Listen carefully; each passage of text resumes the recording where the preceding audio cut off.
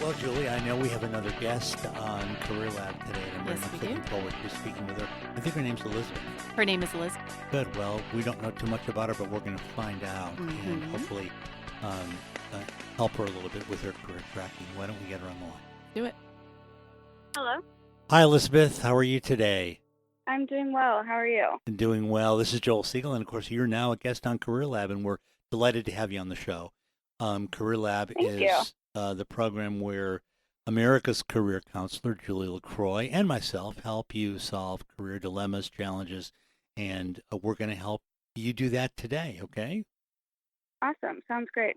Good. Well, we're happy to have you, and I'm going to flip this over to Julie, and we can get started. Hi, Elizabeth. Okay.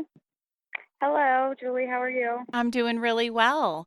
So you called in today, I believe, to talk a little bit about interview skills. You're having a hard time getting to, as many people say, the altar. Is that right? Correct. Yes. Lots of phone interviews with not a lot of end results. Okay. So what do you think the problem is? It could be I'm so in my head before the interview and I read a ton of online articles on what they're saying I should say. I think I get lost with my own train of thought. Okay. And I kind of just mentally psych myself out instead of what usually people tell you, just to be yourself. But I think there's a little bit more that goes into it than just, zero preparation at all. Sure. So are you interviewing for jobs you feel qualified for and are very much targeting and want? Yes, Okay. So what is your line of work that you're pursuing? I'm in marketing. Okay. And do you have marketing experience? I do. I have about 4 years marketing experience. Okay. May I make some initial observations? Sure. You don't sound very enthusiastic. And I know this isn't an interview, but I wonder if maybe you got a headset and stood up and walked and carried your headset with you, or a portable phone with a Okay. headset, to give yourself a little more energy. And do you notice how I'm using inflection to give a little bit of pep in my communication style? Okay. I know that we're talking seriously about your concerns, and so that takes a more serious tone. But it's also Right. very important how you project. I would say this. In general, forget what you read online. In general, you want to be focusing on 2 things. One, your employability, which is your skill set. You have to be able to talk about what you can do for them. What is meaningful and what is valuable about what you've done in the past. In other words, if they want somebody to manage social media, if you've done that in the past, you should confirm that for them and say, yes, I've done that in the past. At my last job, I ran the social media campaigns, I coordinated with graphic designers, I created the content, and I made all the monthly marketing sequencing schedules or posting Okay. schedules or whatever it is. And what this means to you is I'm more than happy to take that responsibility. So there was a little bit of a breakdown there of a 1, 2, 3 step process. It was 1, confirming you can do it. 2, telling them where you learned it or where you've done it before. And 3, what that means to them in a very short period of time. So that would be your employability, talking about your skill set. So that's half of the equation. And then the other half of the equation is your likability. That's the pep in your Okay. step. That's the fun part of Elizabeth. That's the enthusiastic part of Elizabeth, who sounds like somebody they might like to work with every day and who has a lightness in her voice. And maybe laughs a little bit Okay. at herself or there you go. There it is. There it is too. Okay. So that's what you've got to bring, maybe a little more energy. So half energy and half skill. How's that? Okay, no, that sounds great. It's definitely something that I've noticed in myself with, the way I talk on the phone. So It's definitely something that I can work on. Good. Well, I'm glad to hear that. I think that Julie pointed some obvious things out to Elizabeth that she needs to to maybe adjust to help you a little bit. Elizabeth, I wanted to ask you a question about it. Do you feel like in these interview contexts you're having trouble because of what your skills are relative to the job, or because of how you're presenting, or both? I think it's a little bit of both. Some of the jobs that I have applied for, it was the skill sets that the job is requiring was not the main focus of, let's say, my previous job. So sometimes I'm finding myself kind of scrambling to come up with a concrete example, just because I do have experience in that, but it's not, it wasn't my main focus. Right. So I do think it's a little bit of both. Okay, so Julie's going to take the first part on helping you Yeah. with the skills, and I'm going to take the second part on about helping how you present. The presentation. Okay. So Okay. you sound like a young adult. And so a young adult shouldn't really feel like they have all the skills, because you don't. I mean, you can't do everything Right. in your 20s. So what I tell young adults is use the 80-20 rule. So Okay. assume, and you probably have some experience. You're probably in your mid to late 20s. So let's just say the 30-70 rule. Take 30% of everything that you're trying to present and make that what your skills are, and take 70% of who you are trying to present as your potential to become something new, to become something bigger and better. So in a young person's interview, they should be presenting a little bit of foundational base of skills, a little bit of experience, and a whole lot of potential. So can you just quickly Okay. tell me, give me the example of something you touched on, but they need directly, you haven't had direct experience with? Like, what is that? So I guess industry. Mm-hmm. I've been in the tech industry, and I've Uh-huh. been applying to jobs outside of the tech industry. Okay. So that's one thing Okay, so let's just use that that as an example. I don't have. Let's just use that Okay. as an example. Let's say you were trying to get into the healthcare industry, let's just say, and you've been in Okay. technology. So if they say, well, yeah, but you don't have healthcare industry experience, we're a little concerned about that. Is that the type of question that you would be, is this the right kind of a question that would concern you? Yeah, or they'll ask me to share an example of, I guess, a marketing campaign that I ran, Uh-huh. and then I can't really relate that back to, I guess, how this completely different industry would run their campaign. Right. So what you want to do is, as quickly as you can, you take a few beats, take a few moments to think about what you can relate to them. In this case, you were in the tech industry that had a certain puzzle that needed to be solved in terms of a marketing sequence of some kind, a marketing strategy of some kind. The bottom line is, tech needed something custom to tech, and you were able to fulfill that. Healthcare is going to need something custom to healthcare, and you will be able to fulfill that. So that would be the common denominator. So what I would say, Okay. you understand that? So what I would say in a question like that is, I don't have any direct experience in healthcare because I've been in technology companies, but what I can tell you is that technology is one of the fastest changing industries, and we are always experimenting with marketing. So I've been exposed to lots of different variables, lots of different trial balloons, lots of different styles of attempts, and we've figured out a strategy that works. I think where I can help you in healthcare is bringing that kind of experience, willing to experiment on some things, knowing what has worked in the past, try some things out for you guys, learn from your mistakes and your successes as well. And the bottom line is, I was able to do it in technology, and I'll be able to do it in healthcare. It's marketing. That's what I want to do that's what I'm focused on. Right. And then go with the enthusiasm comment.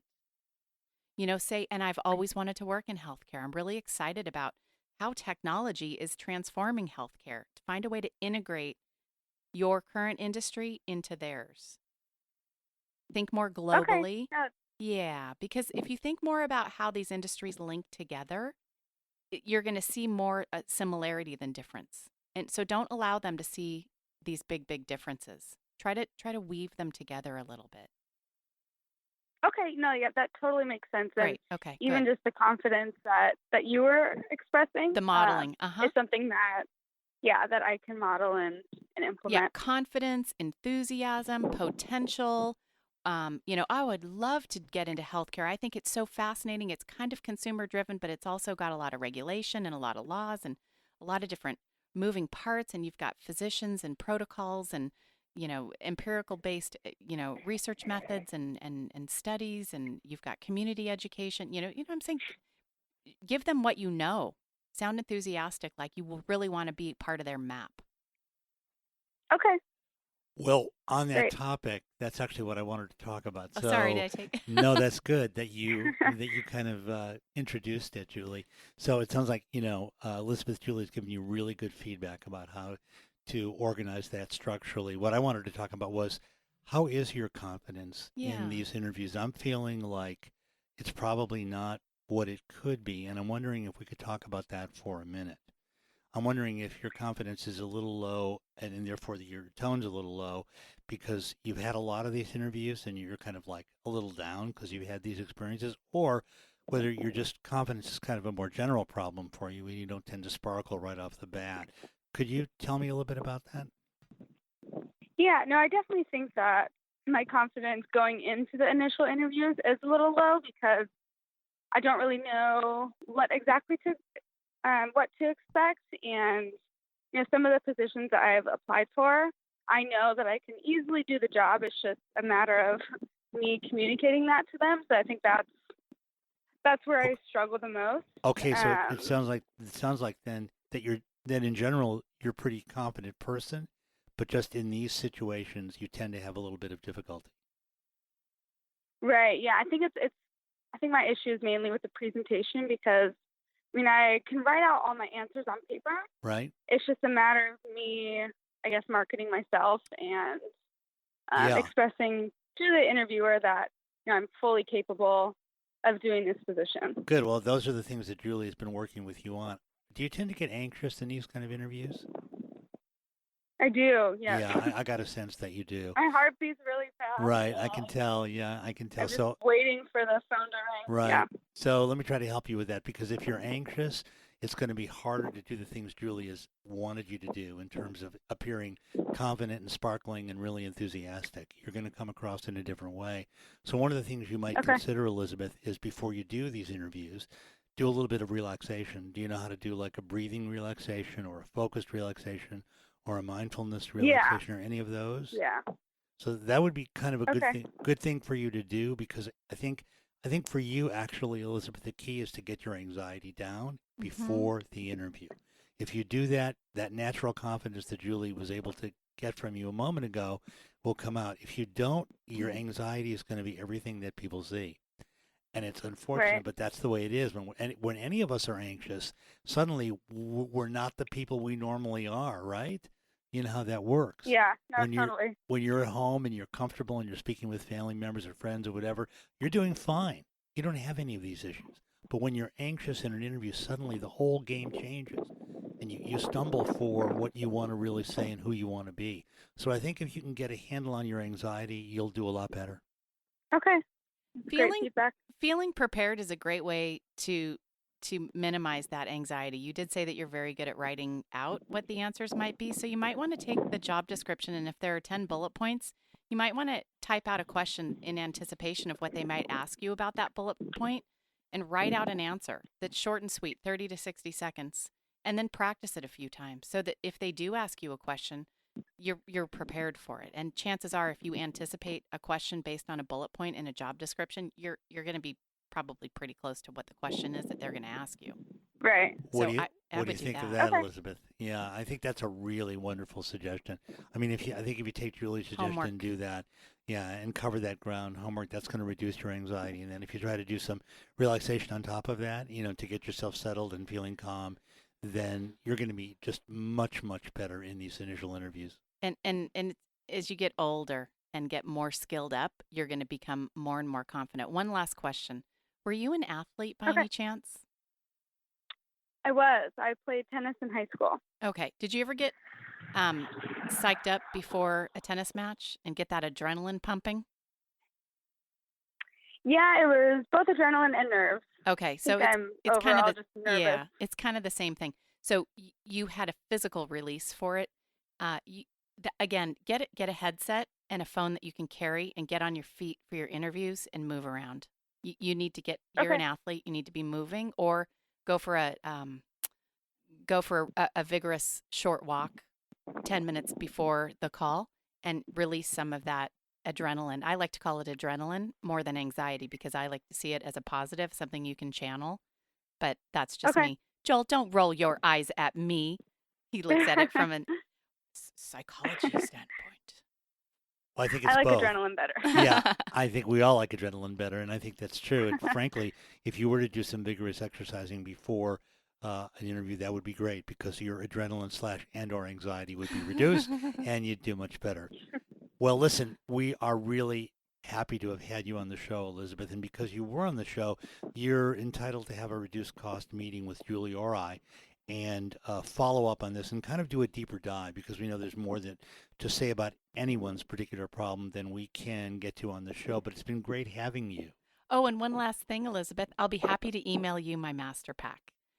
For the listeners, Okay. inside my master pack is an interview prep section, and it has a lot of the questions that you might ask and how to respond to them, and that 1, 2, 3 step process that I gave you. So you can pick into that and pull out some best practices, and then you can get off the internet and get onto what really works in an interview.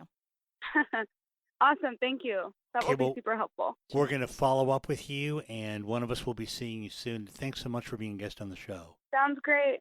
Thank Good you luck, for all your Elizabeth. feedback. Good Take luck. care. Thank you. Bye. Bye. Wow, well, that was a very interesting caller. I'm glad we had a chance to talk with her and have a little debate about anxiety and adrenaline. I still get anxiety. I just pretend like I'm getting ready for a swim race. Yeah, that's one of your great strengths, and I'm glad you shared that with her, and I hope that other callers, that's actually a wonderful intervention Yeah. to see it from that perspective and to try to, and we know that physical exercise is antagonistic to anxiety. So if you can do Absolutely. something physical, I mean, that's a basic treatment strategy for anybody who's anxious is to be active, and then they'll feel less anxious after they've finished. Yeah. So it was a good thing you gave her. And it was also very insightful of you to pick up that she was athletic. She needed to just acclimate to the interview situation. The interview situation just, I think, needed to be normalized for her, that it is a little bit tricky. It does take some skill, and that skill is defined as sounding employable and coming off as likable. And I think that framework, I hope she takes that to heart and really considers that and moves forward with those two targets in mind. I think it's really helpful. I hope she gets that interview prep section and rehearses a couple of anticipated answers. And I hope that she reframes how she feels before the interview because anxiety is icky. It doesn't feel good at all. What I took away from what you were saying, though, Julie, was even more of a strategic approach to interviewing. That's what I was really hearing in your comments, and I think that's really applicable to so many of our guests and to so many of our audience, that the more you start to strategize about how can I get on top of this interview? How can I both prepare the questions they might ask me? How can I understand what to say?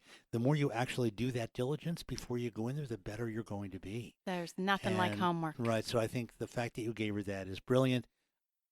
And I'm always in awe of you. So you I did can a mock great interview job. with you anytime, Joel. Yeah, no, you did a great job. So to all of our listeners, I mean, if you guys need help with interview prep, I would definitely consider downloading that master pack and getting some clues because there's a lot of misinformation on the internet. There's some good information, but there's so much of it. Just get what works. And my clients I've had a lot of bosses call me and say, dang, they interviewed really well. And so I've learned from my clients and I'm feeding it back to you as tips. And one more thing about anxiety and interviewing and anxiety in general. We didn't get a chance to go into this with Elizabeth, although we will when one of us meets with her. But if you're anxious generally or anxious about interviews, another really good strategy to deal with that is to talk that through with someone, a colleague, a friend, a family member. And excuse me, you might be thinking, well, what do I talk about? What you talk about is your worst fears of what can happen. You walk through that in a discussion with a colleague or a friend or family member, and oftentimes that takes your anxiety right down, and you suddenly realize that the worst that could happen will not happen, and it will not be as bad even if it did happen. So that's another anxiety-reducing strategy that can really help in interviewing. Yeah, but that would mean having somebody you can really trust. Right. Because Julie. sometimes revealing what your worst fears are could be that's scary, Joel. I'm scared to even think about that because I think some crazy stuff. Yeah, but most of us have someone who we're close with, For sure. who we can trust, and I think whether it's a spouse or a family member, to be able to have that talk, it can be incredibly helpful. I've recommended this many times. That's a really, really, can I use that? Because I think some of my clients, especially some of my clients who were referred by counselors, who come to me and have a low level of anxiety just in everyday functioning, you can kind of see it in the room and you can see it affecting them in a number of ways. And there's definitely a pathway to a good, solid career strategy, but I think that'd be a good thing for me to be talking through with them. You can use it if you let me explain it to you, okay? Sure. I'm going to explain it to you right now. The reason why it's such a powerful strategy is because anxiety itself tends to be a free-floating emotion that doesn't have any bottom or dimensions.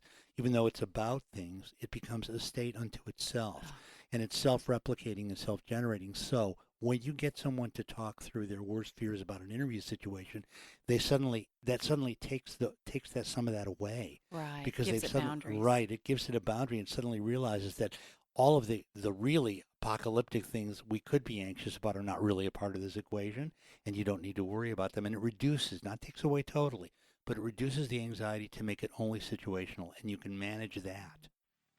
And therefore, it's worked, Oh, that's brilliant. and you can use it. It was a fun segment, wasn't it? She was wonderful.